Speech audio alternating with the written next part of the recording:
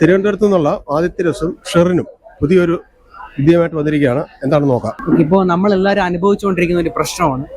ഇപ്പോൾ റോഡിൽ കൂടെ ട്രാവൽ ചെയ്ത് പോകുമ്പോഴേക്കും പെട്ടെന്ന് ഏതെങ്കിലുമൊക്കെ ഒരു ഡോഗ് കയറി വരിക, അതുവഴി വണ്ടി നമ്മുടെ കയ്യിൽ നിന്ന് പോകും. അങ്ങനെ ആക്സിഡൻസ് ഒക്കെ ധാരാളം ഉണ്ടാവാറുണ്ട്. അപ്പോൾ അതിനൊരു സൊല്യൂഷൻ ആയിട്ടാണ് നമ്മുടെ ഈ പ്രോജക്റ്റ് ചെയ്യുന്നത്. അതിന്റെ ഭാഗമായിട്ട് ഈ ചിത്രത്തിൽ നമുക്ക് ഇത്രയും ഭാഗം മാറ്റിക്കഴിഞ്ഞാൽ ഇതൊരു സാധാരണ റോഡ് റിഫ്ലക്ടർ ആണ്.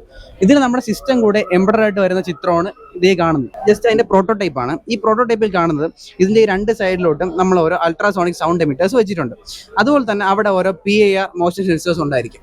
അപ്പോൾ ഈ ഗ്രൗണ്ട് ലെവലിലുള്ള ഈ ഹീറ്റ് ചേഞ്ചസ് ഒക്കെ ഇതെന്ത് ചെയ്യും, ഈ സെൻസേഴ്സ് അബ്സോർബ് ചെയ്യും.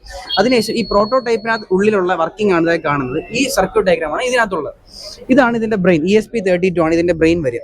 അപ്പോൾ ഈ PIR സെൻസർ വഴി കിട്ടുന്ന ഇൻപുട്ട് നേരെ എന്ത് ചെയ്യുന്നു, ഈ ചിപ്പിലോട്ട് നമ്മുടെ ബ്രെയിനിലോട്ട് എത്തുന്നു. അതിന്റെ ഔട്ട്പുട്ട് ആയിട്ട് ഈ പ്രോട്ടോടൈപ്പിൽ നമ്മൾ ബസ്സറാണ് വെച്ചിട്ടുള്ളത്.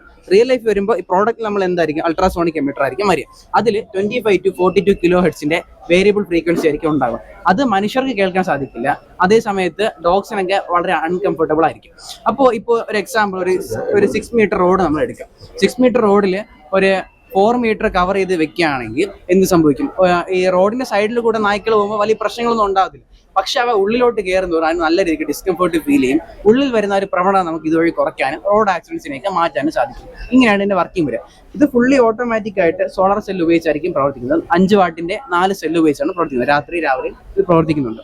സോളാർ സെൽ ഉപയോഗിച്ച് പ്രവർത്തിക്കുന്ന ആക്സിഡന്റ് റിപ്പൽ ചെയ്യുന്നു. സ്റ്റേ ഡോഗ് മൂലം ഉണ്ടാകുന്ന ആക്സിഡൻസ് ഒക്കെ റിപ്പൽ ചെയ്യുന്ന ഒരു ഡിവൈസ് ആണ്. Saint Joseph higher secondary school Undankode, Thiruvananthapuram ജില്ല അല്ലേ? അപ്പൊ നമ്മുടെ സുപ്രീം കോടതി കഴിഞ്ഞ ദിവസം ഒരു വിധി പ്രഖ്യാപിച്ചു. ഈ തെരുവ് നായ്ക്കളെ എങ്ങനെയും കൈകാര്യം ചെയ്യണം, അതായത് അവരെ പൊതുസ്ഥലങ്ങളിൽ നിന്ന് ഒഴിവാക്കണം എന്ന് ഇന്നലത്തെ ഒരു വിധി വന്നിട്ടുണ്ട്. അപ്പൊ ആ ഒരു പശ്ചാത്തലത്തിൽ ഇവരുടെ ഈ കണ്ടെത്തല് വളരെയധികം റെലവെന്റ് ആയിട്ടുള്ള ഒരു കണ്ടെത്തലാണ്. കൂടുതൽ സാധ്യതയും അല്ലെങ്കിൽ കൂടുതൽ ആവശ്യക്കാരും ഉള്ള ഒരു കണ്ടെത്തലായിട്ട് എനിക്ക് തോന്നുന്നു.